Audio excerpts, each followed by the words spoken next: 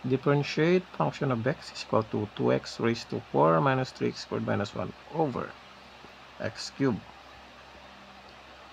So, i-divide muna natin yan isa-isa. Okay, so 2x raised to 4 over x cubed minus 3x squared over x cubed minus 1 over x cubed. Yeah.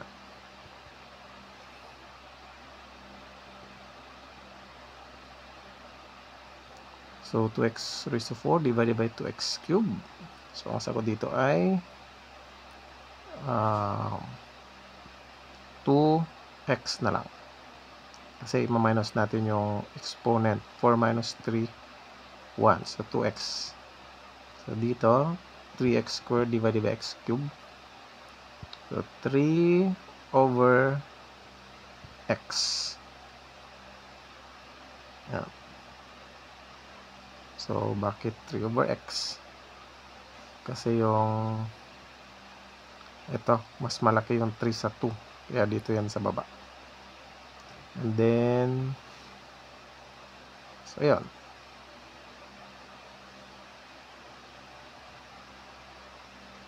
So, ayan yung ating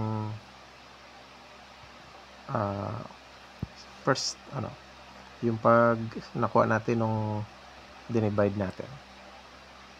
So, kunin muna natin yung mga exponents niyan para mapag-derive tayo. Ito yung 2x, meron tong exponent na 1. So, dito naman, 3. So, itaas natin yung x.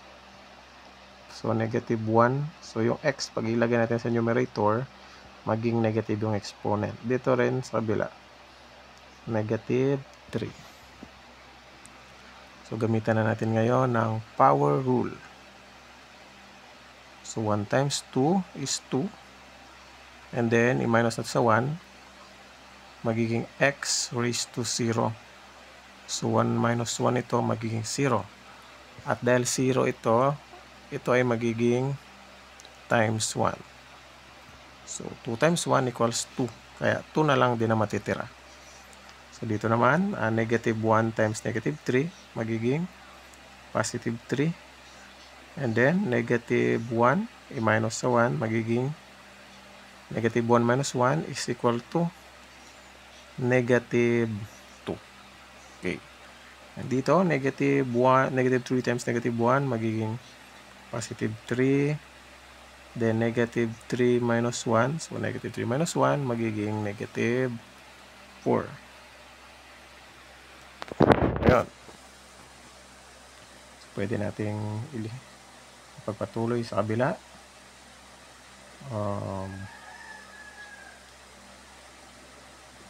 So, 2 plus, so yung 3x raised to negative 2, para maging positive yung negative 2, i-bring down natin, magiging x square na yan.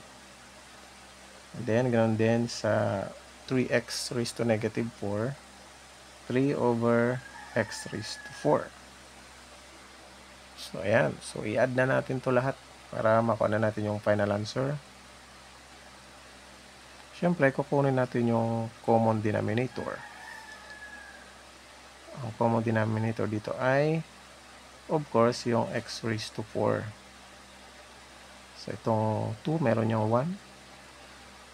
So, x raised to 4 divided by 1 is x raised to 4. I-multiply sa 2.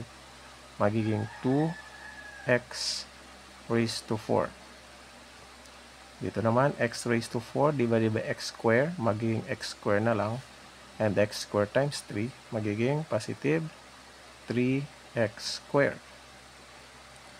And then, x raised to 4 divided by x raised to 4, 1. And 1 times 3, magiging positive 3. And that's it. Nakuha na natin yung derivative.